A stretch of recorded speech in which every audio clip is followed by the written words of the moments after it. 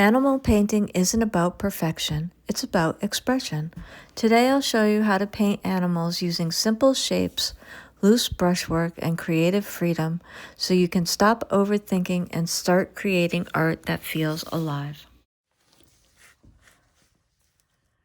Hi everyone, so today I want to talk about just making some really simple animals. And if you've never drawn animals, this is a video for you because we are just going to break it down into simple shapes and make them so basic and so easy to draw. I love animals and I love incorporating them into my art, and so many of my art pieces include birds and dogs and horses and all kinds of animals because I am such an animal lover and a nature lover that I just love incorporating animals into my work. So I'm really excited to show you how I teach drawing and painting animals to even people who really have no experience, and I can't wait to hop in and show you how I do that. So here I have just some basic materials. I have my regular Fabriano Studio watercolor paper. This is my absolute favorite watercolor paper. I use this for everything. Now, if you like, you could use something, whatever you have, but this is 140-pound watercolor paper. I prefer hot press, which is smooth. If you like cold press, which is bumpy, you buy whatever you like. So then I have just a few of my watercolor brushes. I have a couple of pencils, an eraser, my roll of tape, and I have gouache today. If you like watercolor, use watercolor, whatever you have. I have somewhere to mix my paint colors here on the palette itself. If I need more room, I have a bigger one of these enamel pans if I need to get that out. I also have some of my Neocolor here if I want to draw with those, but I think I don't really need that. I do have a marker out because I'm going to maybe draw with this so you can see clearer how I draw the shapes. It will be easier for you to see how I draw the shapes. Okay, so, and then I always like to have paper towel to wipe my brush off, and then if I have to blot my page or anything like that, because watercolor, sometimes if something's a little wet or something, I might blot. Okay, so we're going to get started right now. So the first animal that we're going to draw is going to be a horse, and I've always loved horses. And have been really blessed to have them in my life for most of my life. So when I was a little girl, they were like one of the things that I drew nonstop when I was growing up. So, and this is the way, I think like when I was learning to draw when I was really young, this is the way I learned to draw, was just to find the shape. So, this is one of the first ways that I learned when I was really, really young how to draw, was just like by finding the shapes in things. And there are so many ways that we can learn to draw, but seeing the shapes in things is one of the first ways that we can begin to learn to see what we're trying to draw. And so this is just a basic way to learn how to draw animals.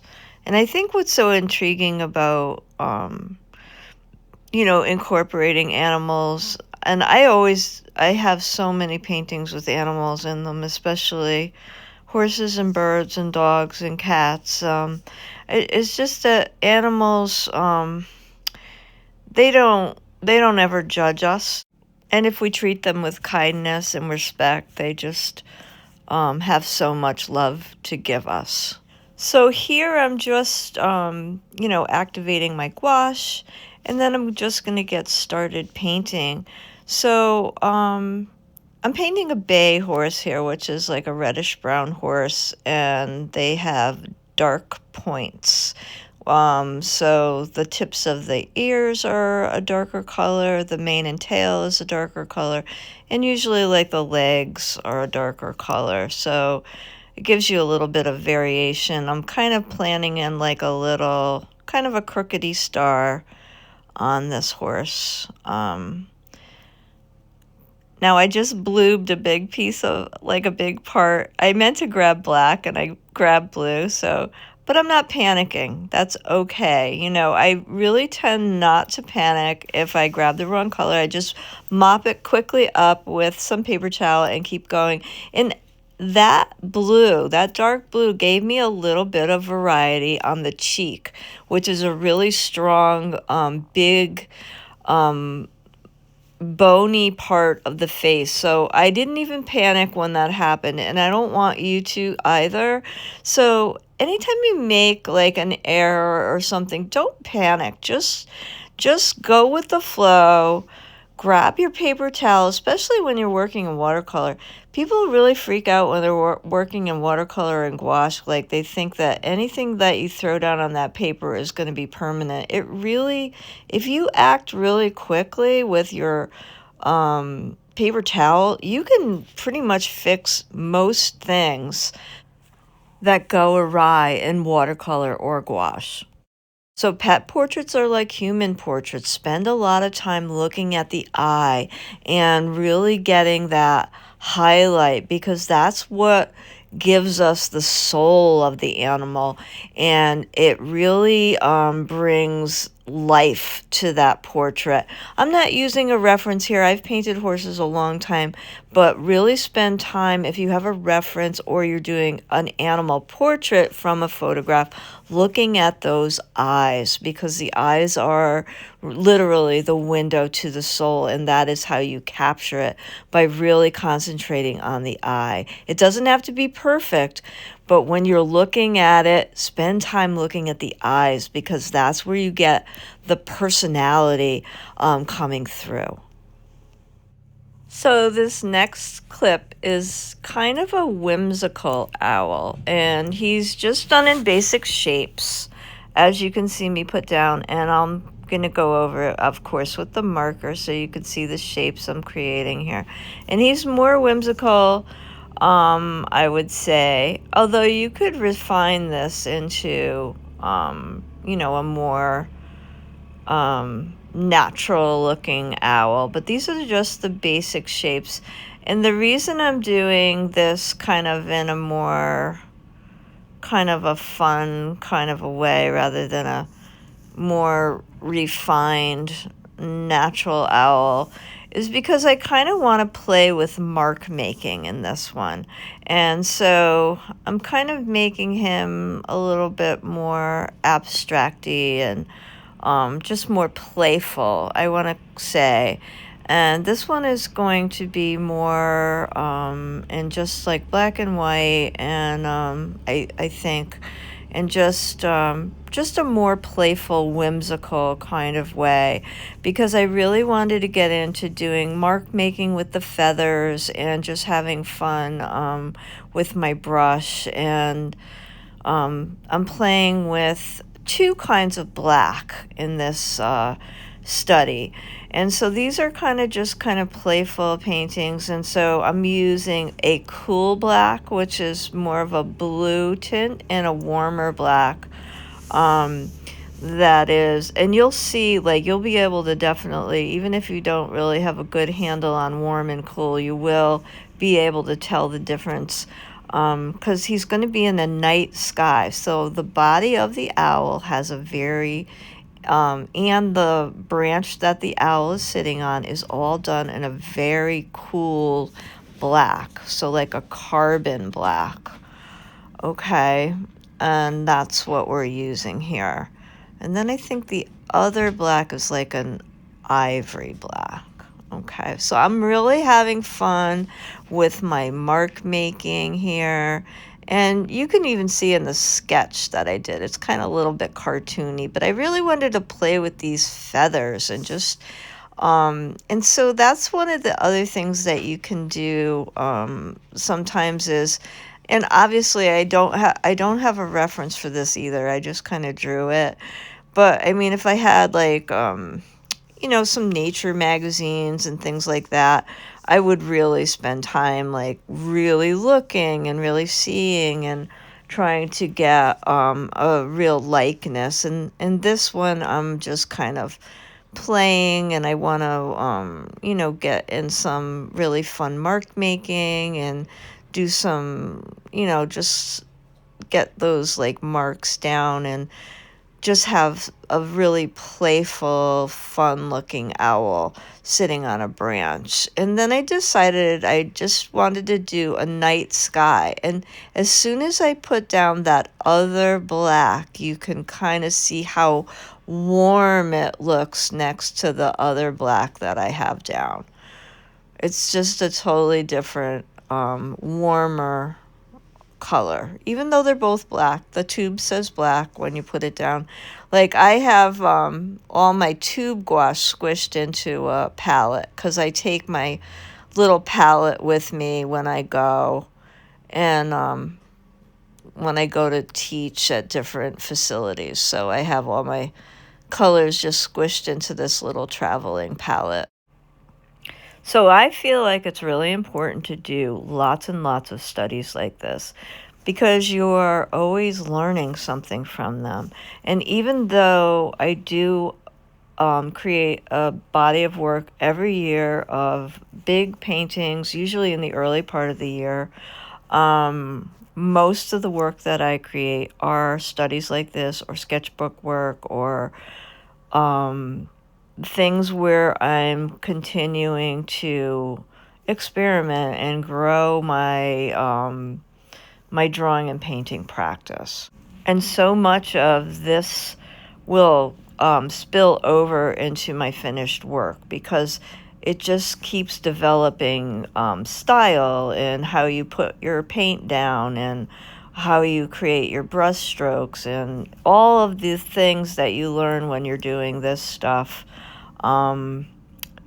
It just continues to build how you make all your work. So just painting as much as you can without putting pressure on yourself will really improve your painting, because without that element of having to be perfect, or this, if I don't finish this painting for a particular show, or I'm going to show it to someone, or it has to be perfect. If you just start generating little studies like this where no one's going to see them and they're only for yourself, you have the freedom just to create and play as if you were a child again. And that's so important for your artistic growth. So in this next clip, I'm going to be using a cat as a reference, and I'm going to be using my little Staffordshire cats, which I adore, and I have a little collection of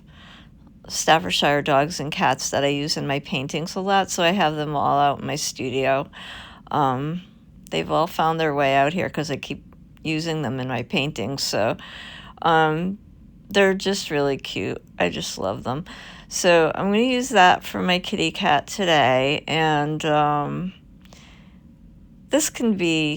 this is just a basic cat shape, which a sitting cat shape, and it's one that you can obviously just refine and adjust for any type of sitting cat. So we always want to just find those basic shapes first, and then you just go in and refine them. After you find those basic shapes, you just kind of look, if you have a reference, refine those shapes, and then then you can start your painting. And obviously I'm just doing it in marker so you can see what my starting point is, and then I'm drawing it on my paper and pencil very lightly. I mean, when you're drawing on your painting page, you want to try to draw on the lighter side. I don't normally mind seeing pencil marks on on a painting or watercolor or gouache. Some people really don't like to see that, and you can always go in after it's bone dry and erase it with one of the white rubber erasers if it bothers you to see the pencil marks. Sometimes I do, sometimes I just leave it. It doesn't really bother me. I like to see an artist's marks. But you know, you can always go in and remove it, or you can go in when you're first drawing with a very light pencil, like an H or something very, very light, if you just want a very light drawing underneath and you don't want your pencil marks to show. This painting is going to be of a Staffordshire cat, so it's kind of like more of a whimsical painting, so I just kind of did a fun little outline, and now I'm just going to go around and, you know, I'm kind of making it based on this little statue. So I grabbed my, I have some of my gold watercolor paint out, and I just think I'm going to make him, you know, really fun. So, you know, I'm putting in some of the little marks and things that were on the original kitty, which, you know, it's just like because they're painted in kind of a fun way. And I just think they're really fun. I love these little kitty cats. I think they're adorable. So I'm going to kind of, you know, do some of the painterly things that are on the kitty, and I thought I'd have fun with this one. So I've got this really cool gold watercolor by Daniel Smith I've had for 150 years. I don't even know if you can still get it, to be honest with you. But I have these powdered gold watercolors that you just reactivate with water. I had a really fun time making this, but that's part of what I want to talk about, is that you should really be enjoying your painting session. So that's one of the key takeaways here.